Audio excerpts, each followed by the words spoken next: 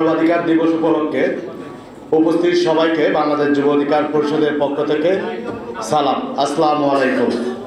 আমি শুরুতে আত্মার মাগফিরাত কামনা করি। চট্টগ্রামের যে আইনজীবী সাহেবুল ইসলাম আলিফকে নির্মমভাবে হত্যা করা হয়েছে তার আত্মার মাগফিরাত কামনা করি এবং জুলাই আগস্টে পূর্বস্বরূপ করে যারা শহীদ হয়েছেন তাদের আত্মার মাগফিরাত কামনা করি।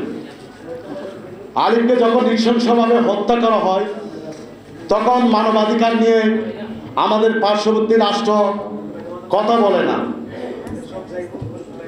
চিন্ময় দাস প্রভুকে গ্রেপ্তার কেন করা হয়েছে? আমরা যুগ যুগ ধরে এদেশে মুসলমান, হিন্দু, বৌদ্ধ, খ্রিস্টান সহ সকল জাত ধর্ম একসাথে শান্তিপূর্ণভাবে বসবাস করে আসছি। চিন্ময় দাস প্রভুর উপরে যখন অবৈধ আওয়ামী লীগ এবং খুনি শেখ হাসিনা বল করে তাকে গ্রেপ্তার করাটা বাধ্যতামূলক হয়ে যায়। চিন্ময় দাস প্রভুর উপরে আওয়ামী লীগ বল করেছিল, এটা তো আমরা সবাই জানি। কিন্তু দুঃখের বিষয়, পার্শ্ববর্তী রাষ্ট্র মিডিয়াগুলো এবং বিজেপির কিছু কতিপয় নেতা আওয়ামী লীগ থেকে নিয়োগ দেওয়া হয়েছে, তারা বাংলাদেশ নিয়ে যেভাবে অপপ্রচার করা হচ্ছে, তারা কিন্তু কি বলে না 2021 সালে যখন কসাই মোদি বাংলাদেশে আগমন করেছিল তখন বাংলাদেশ যুব এবং ছাত্র অধিকার পরিষদের 66 জনকে গ্রেপ্তার করেছিল।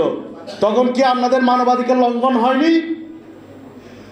যখন মোদি এদেশে আসা হয় 27 জনের উপরে মানুষকে নৃশংসভাবে হত্যা করা হয়, তৎকালীন বাংলাদেশ ছাত্র অধিকার পরিষদ ব্রাহ্মণবাড়িয়া জেলার কাউসারকে নির্মমভাবে হত্যা করা হয়, তখন কি মানবাধিকার উল্লঙ্ঘিত হয়নি? তখন তো আপনারা কোনো কথাই বলেননি। আমরা বলতে চাই, ভারতীয় আগ্রাসনের বিরুদ্ধে যেমন বাংলাদেশ যুব অধিকার পরিষদ প্রথম থেকে সোচ্চার ছিল, সার্বভৌমত্বের ক্ষেত্রে বাংলাদেশ যুব অধিকার পরিষদ কখনো ছাড় দিবে না। আমরা বিন্দুমাত্র ছাড় দিব না।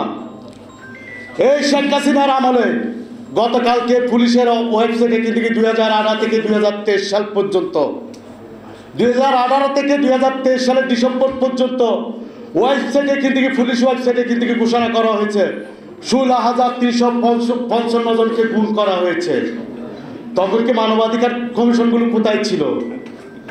এই আওয়ামী লীগের আমলে 1600-র উপরে মানুষকে গুম করা হয়েছে, বিচার বহির্ভূত হত্যাকাণ্ড হয়েছে 2700 জনের উপরে।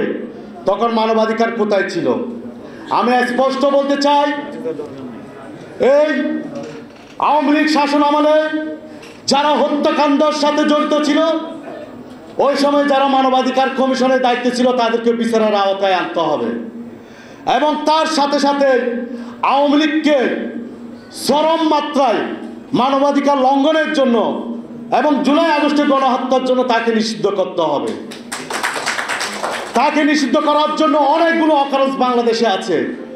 মানবাধিকার উল্লঙ্ঘিত করেছে, গুম করেছে, গণহত্যা চালিয়েছে, গণতন্ত্রকে হত্যা করেছে, যেটা মানুষের সাংবিধানিক মৌলিক অধিকার, ভোট অধিকার, সেটা কেড়ে নিয়েছে। এসব অধ্যায়ে স্পষ্টভাবে আওয়ামী লীগকে নিষিদ্ধ করতে হবে। যতক্ষণ আওয়ামী লীগকে নিষিদ্ধ করা হবে না, বাংলাদেশ যুব অধিকার পরিষদ এবং গণ অধিকার পরিষদ রাজপথে তাদের সোচ্চার ভূমিকা পালন করবে। ভারতীয় আগ্রাসন এবং আধিপত্যবাদের বিরুদ্ধে আগামী 13 অক্টোবর চলিত 13 ডিসেম্বর জাতীয় প্রেস ক্লাবের সামনে বাংলাদেশ যুব অধিকার পরিষদের সমাবেশ আছে। আপনারা যারা সার্বভৌমত্ব, মানবাধিকার রক্ষা এবং স্বাধীনতার ক্ষেত্রে একাত্তা, তারা অবশ্যই এই আধিপত্য বিরোধী সমাবেশে উপস্থিত থাকবেন। সবাইকে বাংলাদেশ যুব অধিকার পরিষদের সমাবেশে উপস্থিত থাকার জন্য বিনীত অনুরোধ করে আমার বক্তব্য শেষ করলাম। আসসালাম।